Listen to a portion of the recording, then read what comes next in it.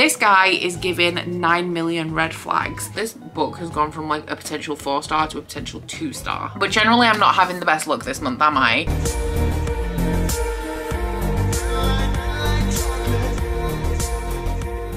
Hello, so we are getting a very late Monday evening start to this week's vlog. I just got back from Brighton earlier today and I kind of just like vegged on the couch for a few hours before wrapping up last week's vlog, and I thought while I was here I might as well kickstart the next one. So I am pretty much starting a brand new book. I'm only 50 pages in. I cannot tell you very much about it right now, but I'm reading The Unspoken Name by A.K. Larkwood. So this one was my Patreon pick. It is a delayed one, it's from February, but this one was Jenna's pick, and I'm very, because it's not because I didn't want to read it that I wasn't reading it. I just kind of I just fell behind. I feel like I've been reading a lot of thick books, and this is not an exception because it's like 560 pages, but obviously when the books are thicker there's a limited amount that I can read. I just was not getting to this one, unfortunately. I fell behind in February on my book club books and played catch up in March, but this one, what I know about it is that it is an adult fantasy about a girl who is supposed to, like, her entire life's purpose is to sacrifice herself to the unspoken one sometime around her 14th birthday, but a wizard approaches her and asks her to be like his thief, spy and assassin instead, and I think he wants her to help him topple an empire, so she ends up taking that option. I'm literally on page 15,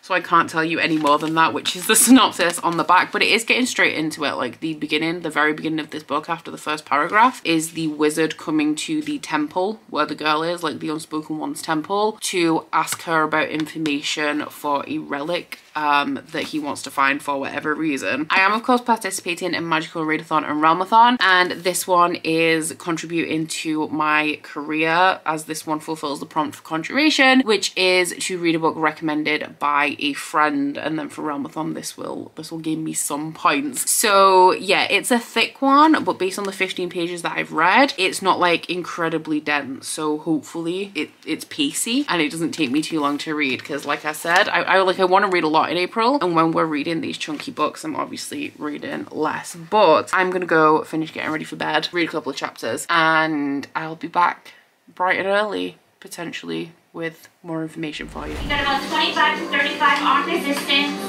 80 to 90 cadence, a flat road, a jog, a climb, an interval.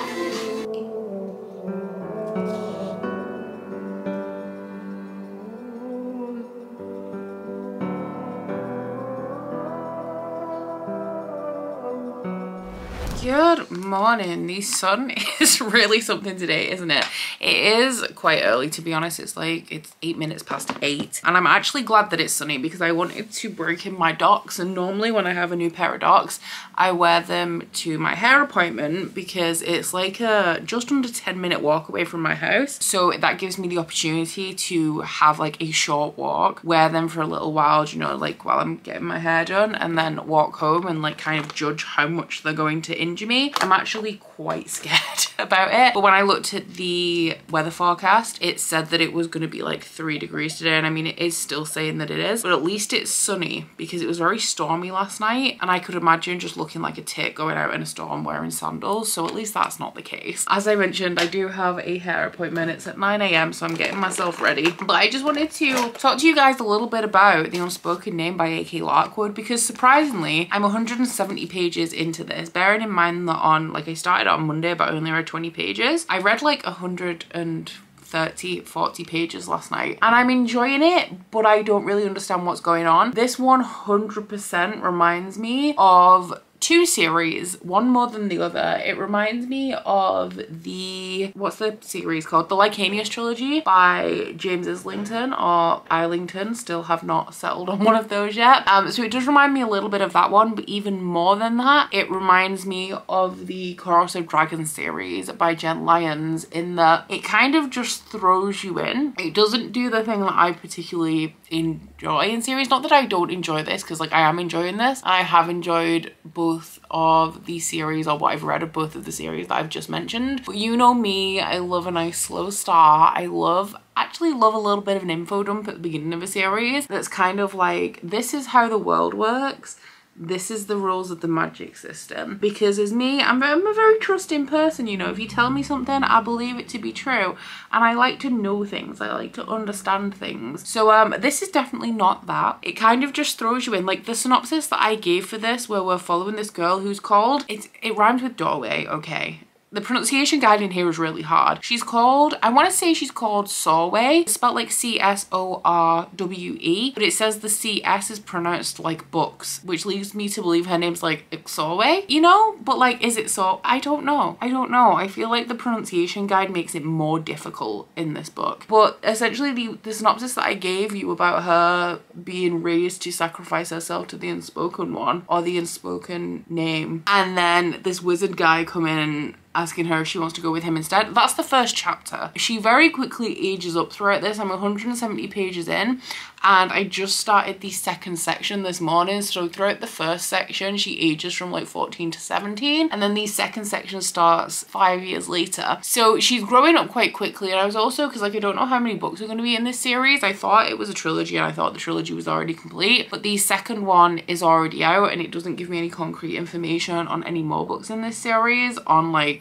my quick Google, but it did say that the second book is set like after the coming of age, so I'm expecting her to I'm expecting this book to be about the early years of her life. But from what I can tell so far, this is about the wizard who is reminding me a lot of Bayaz from the first Law trilogy, or the first book that I've read in that series so far. And he was the chancellor of the world that he's from. He was ousted by somebody who used to be his friend. I think he used to be a student, and for some reason they got rid of him and they banished him from the world. So he's also hunting for this powerful artifact called the reliquary. You know the word I'm getting at here. But he's looking for that, and I think as of yet I'm not entirely sure why he wants that, but that is his main pursuit. But he also wants his world back because he can't access his magic, because the magic in this world is essentially gained from channeling the gods. So being far away from your god means that you don't have access to your magic. So he trains Sorwe, rhymes with doorway, to be his, I guess, kind of apprentice, but he trains her in like fighting and all this kind of stuff. And she very quickly proves herself useful to him. So while he is in pursuit of the reliquary, I think that was right, he gives her the mission of kind of like gaining back his home world. This guy is given 9 million red flags. He is giving manipulative and abusive, but like emotionally abusive in the way that like I feel like he's going to end up being the bad guy of this series, because the main character is taking everything he says at his world. Like he's saying that he's wronged by this guy who's now in charge of his home and kicked him out. But like, was he wronged or was he rightfully kicked out of his world? Because he's a powerful guy. He's looking for a powerful artifact. And is he looking for any of this stuff? Like, is any of this stuff for good? Or is he going to turn out to be the villain of this series? And he does this thing that emotionally abusive parents do, where like he says things like, oh, you owe me. Like there's a point very early on where Sorwe wants to, or she doesn't even want to, you know, she's just passing time in this world that he's been training her in, and she joins a group. They're kind of like, I guess, a fantasy version of like scouts or cubs. She kind of gets initiated into them and gets like a haircut that matches them, and he's like, oh, so you're gonna go join them, are you? Because you can if you want to, but in a way that makes it obvious that no, she actually can't. Like if she said that she would, like if she said that she didn't want to help him get his home world back and help him find this artifact, that he'd be like, well, look at everything that I've done for you, you're so ungrateful. So he's definitely giving those vibes, and I'm kind of waiting for the tipping point on that, because I feel like that is for sure going to be, I don't know if it's the main point of the series, but I feel like him becoming a villain is going to be like a key part of the story. The other thing that's actually really surprising me about this that I'm not 100% confident on right now, but I'm pretty sure this is sci-fi. Not wholly, but I'm pretty sure that this has a sci-fi element, because straight off, and like I said, it's one of those fantasy series where it kind of throws you into the world and you're like scrambling. I don't need to put eyeliner on yet. You're scrambling to catch up, or like you're exploring the world through the eyes of the main character, but like you're trying to make sense of it. But it's like, it reminded me straight off actually a little bit of The Wheel of Time, because as soon as they leave this area in the first chapter where the main character is from, they pass through something called a gate, and it's not explained in a way to make the reader understand it, but it's like a rip in the worlds, like it's in between the worlds of this universe, and it reminds me of the ways in Wheel of Time. So there's something in this, it's like the maze of the world or something like that, which seems to be like the fabric of reality. And we also have incidences in this, which I feel is going to play a key part of the plot, of dead worlds, like worlds die for whatever reason, like sometimes their gods kill them, but then they start to rot and they start to rip apart reality and become this dead space in the universe. So that feels very sci-fi to me. So I'm kind of gonna hold off 100% until we get more of that. But this, like the way the different worlds can be very different and different types of people at different points in like evolution, I feel like we do have a sci-fi aspect with the worlds being more of a sci-fi nature than a fantastical nature. And I'm definitely eager to explore that, because I love me a series that you think is going to be a fantasy and turns out to be like heavily reliant on sci-fi, like the Queen of the Tearling series by Erica Johansson. And I also just generally love me a sci-fi. So that's where I'm at. I'm 174 pages into it. I am planning / hoping to read a little bit at least at my hair appointment, but cannot lie, I do love a good chat with my hairdresser. So we'll see how that goes. And then tonight I think I need to check with Curtis, because I suggested it, but I'm not sure that he's like kind of remembered. It was only 2 days ago, but like, you know how you in theory know something but in reality you don't. I suggested that we go to the cinema on Wednesday because he wants to see the new Mario movie. So I feel like he remembers that I said that, but it hasn't like clicked that today is Wednesday, which I mean, fair, I do that all the time. So that is also a potential for tonight as well. But yeah, really good time with my book, really excited to continue, and I'll see you guys in a little while. All my words run together.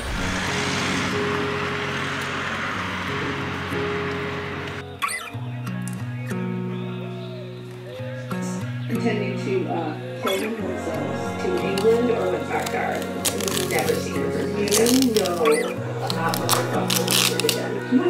Something about him.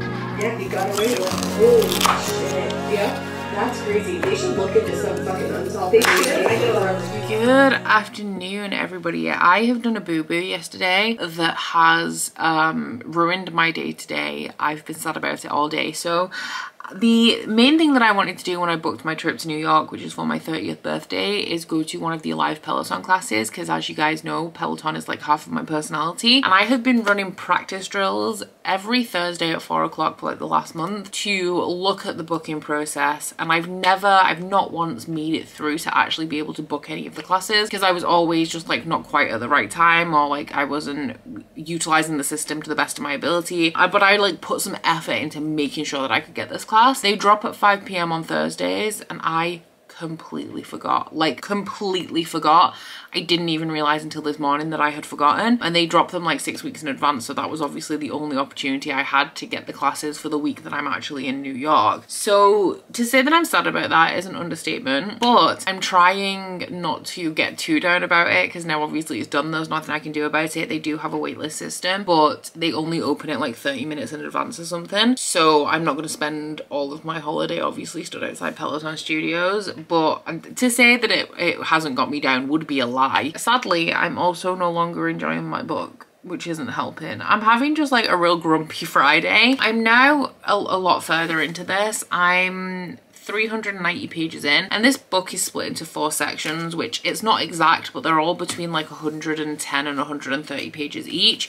So the first section, which is where I was the last time I checked in with you, I really enjoyed. The second section just lost me completely. This is so much like the Chorus of Dragons series that if you told me this was book 3, I wouldn't be surprised. It's the writing style, it's the, I guess, character types, it's the pacing of the plot, it's the tone of the book. And while I like that series, I didn't actually like the second book, so that is probably contributing to the fact that I'm not loving this. But also, like, I don't need that series, and that writing style is already very different to what I typically enjoy. I don't really need to read that same kind of story twice, and so I'm not enjoying it in that regard. But also it's just the direction that the story took. I can't even explain why that second section lost me so much, but it's kind of, they went to a place to accomplish something and they met like a new group of people, and I don't know whether it dragged on too long. I don't know whether I didn't find it particularly appealing, but it just, my interest just completely disappeared. And even though I'm enjoying the third section a little bit more, it hasn't quite come back. So this book has gone from like a potential 4-star to a potential 2-star for me. I am gonna finish it. It is a very quick read considering, because it's one of those fantasy series where if I don't understand it, I'm not actually too pressed about it, because it's not a fantasy series that you have to understand every single thing that goes on. It's more plot driven, and it's more, I don't want to say it's more enjoyable, but it's more focused on providing, I guess, like a fun, fast-paced story than something that's like super deep and super complex, which is also potentially contributing to why I don't enjoy it, or why I'm not enjoying it as much anymore. So yeah, I am committed to continuing, but my level of interest has dramatically decreased since the last time I checked in. The peace talks actually start tonight at midnight, so I am hoping to get quite a bit read over the weekend, but we will see how it goes, because over the last few days, mentally, as you can tell, because I forgot about the Peloton classes,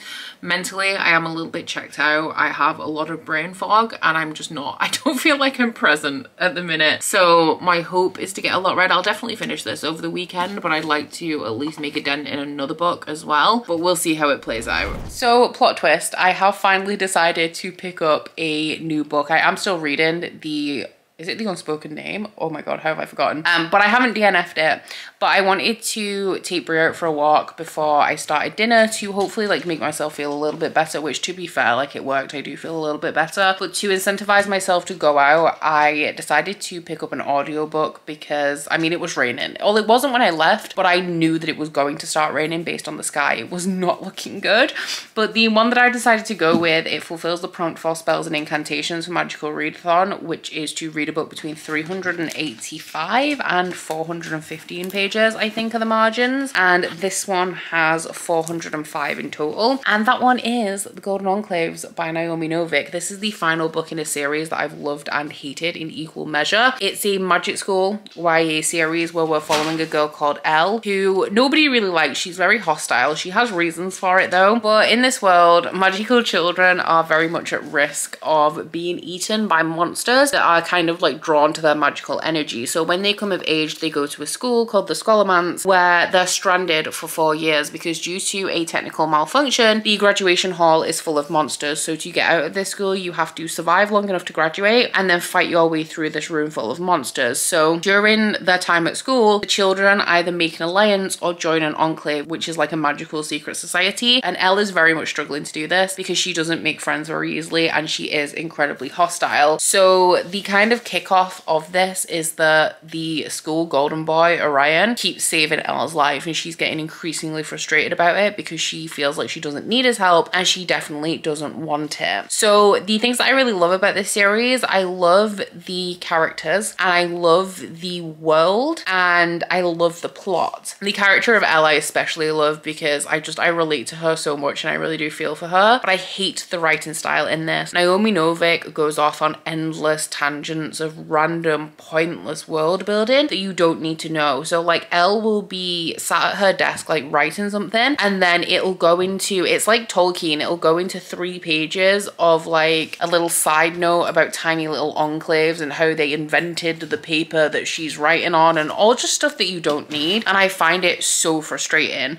So I do want to finish this series because the last book ended on such a big cliffhanger as well, and it's just so frustrating to me because I really like the ends of these books because that's when this like ridiculous info dumping stops in like the last like 50 to 100 pages, but I find it so frustrating to read because of the writing style. So I picked up the audio because the way that it's written, it's very conversational style. So I actually read arcs of the first 2 books, but I had a feeling that the audiobook would be a really good way to consume this story because of the conversational writing style. Now I don't know how I am going to feel about that because I don't love the actual voice of the narrator so far, but we'll see how it goes, I guess. Well, Peace Talks, as I said, starts at midnight tonight, so I guess my plan for the weekend is to, let's say I want to finish The Unspoken Name, I want to finish The Enclaves, The Golden Enclaves, which I mean, already ambitious, and maybe squeeze a manga in there as well. So wish me luck because like that's a lot.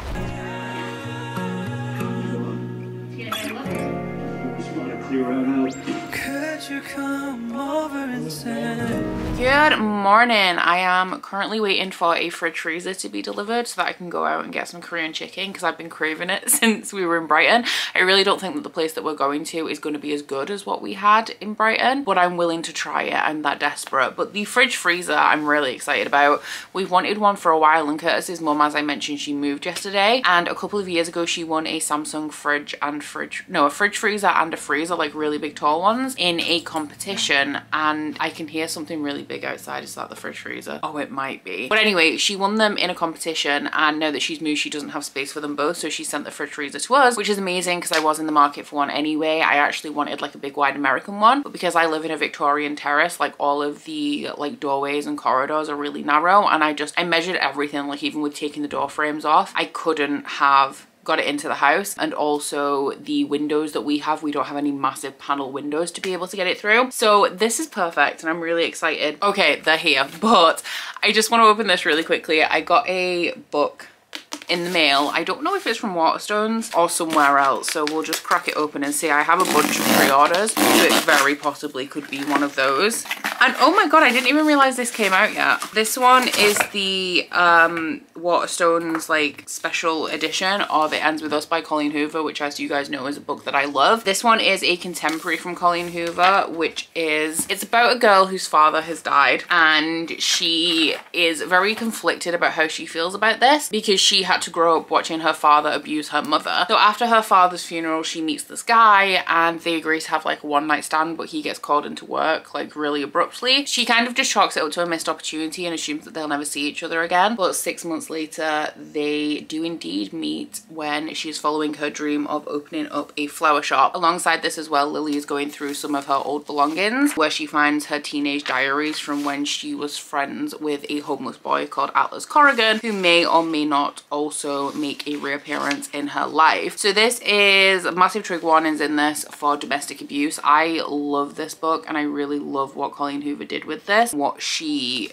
portrayed in this. She puts you in a position that you never want to be in and kind of makes you feel the complex emotions that are potentially associated with that situation. So I really, really enjoyed it. It's not a romance. Don't think it's a romance. Don't cheapen it by calling it a romance either. But yeah, I'm gonna go in case they need help with the fridge, because Curtis said that they might, which is wild because like you don't need 3 people to move a fridge. But yeah, I'm hoping to finish the Unspoken Name today, so I will hopefully talk to you a little bit later on. Good morning. I am 1 hour into Realmathon sprints, and earlier this morning, just before sprint started, I did finish The Unspoken Name by A.K. Lockwood, and sadly I didn't enjoy this one very much. I know I said at the beginning as well when I started this that it had like a feel of a sci-fi element to it. I kind of take that back. It maybe has a hint, but I wouldn't say that it's especially prominent, and I would say that this definitely does lie solidly in the realm of fantasy. But I gave it 2 stars overall. It is very, very reminiscent of Ruin of Kings by Jen Lyon, so if that's one of your favorite series, I think you have very strong potential to enjoy this one. It has the same kind of writing style. It's very queer. It has similar themes in terms of we have a lot of gods in here, and while Ruin of Kings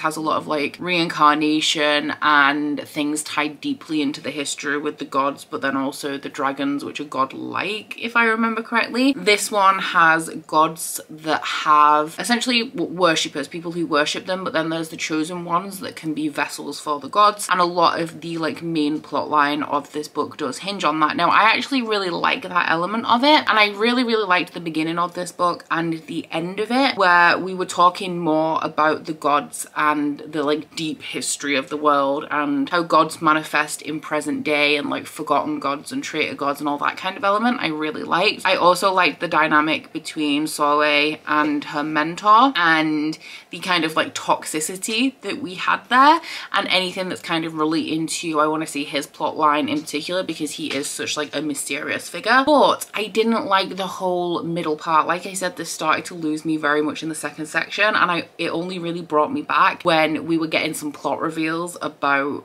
some of those god elements of the plot. But a lot of the plot of this is about Sorway trying to save a girl, and that whole element, I just really, like, it just wasn't captivating me. So not a hit for me, but I do see potential for this to be a hit with some people, and I'm quite upset about it because I was very excited about this one, but it was like the assassin traitor element of it that really hooked me, and to be fair, that's the bit that I enjoyed the most about it. So I actually don't think I'm going to be continuing on with this series, sadly, which is unfortunate, but that is one or another book down for this month. Magical Readathon, this fulfilled the prompt. I think it was for Conjuration, which is to read a book recommended by a friend, as this was Jenna's Patreon pick for me for the month of, I think, February. So as I mentioned to you yesterday, after I got back with, well, it wasn't yesterday, was it? Whatever day it was that I went out with Brie, which I think was Friday, I picked up The Golden Enclaves by Naomi Novik. I am still listening to the audio of this, and I am now, have I marked where I was up to after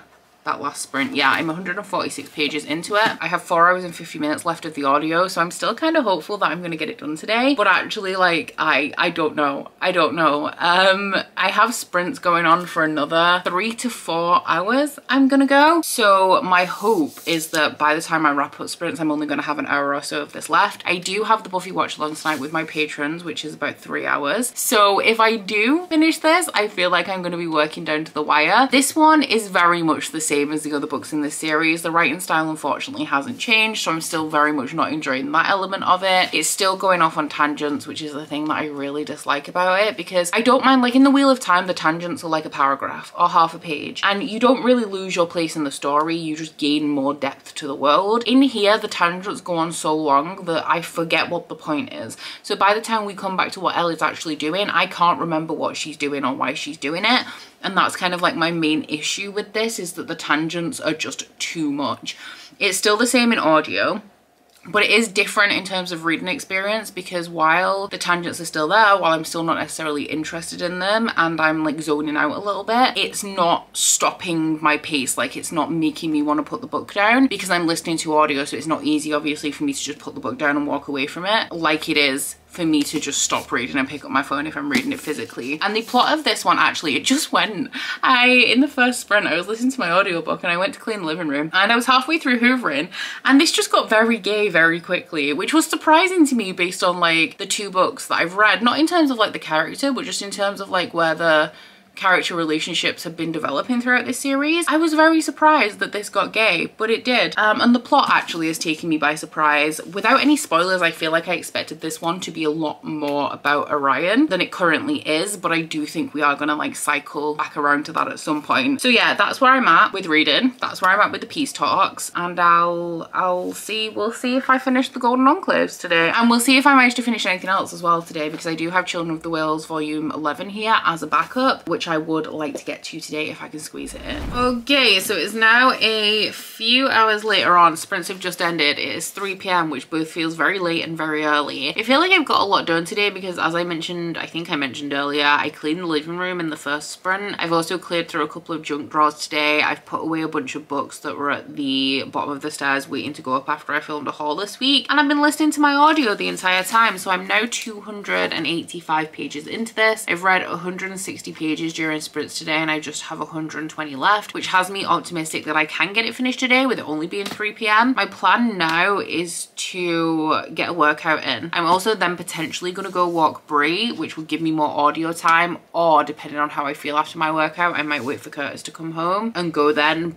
But I'm pretty sure that football's on at 4:30 today, which means that I won't be watching anything while I have dinner because Curtis will have football on, giving me a little bit more reading time there as well. So I definitely feel like we can get this done. In terms of the actual plot of this, I am still having a decent time with it. I still love the characters, the plot, still don't love the writing style, and I feel like the pacing is a little bit accelerated in this one as well, because in the first 2 books in this series, I feel like we were relatively confined to the magic school, and we're doing like a whole world tour in this book. Like, we've been to 4 countries so far, And the title of the next chapter leads me to believe that we're definitely going to go for a 5th. And like, I don't feel like we're going to stop here. We've definitely gone into more of a save the world plot than I anticipated from this book. And I'm not sure how I feel about that. I feel like I wanted I think I've mentioned this when I've read the previous books in the series, but I always wanted this series to be more about the magic school, and this has made it like less about the magic school and more, like I said, save the world, which, considering how isolated the setting of the first 2 books in this series is,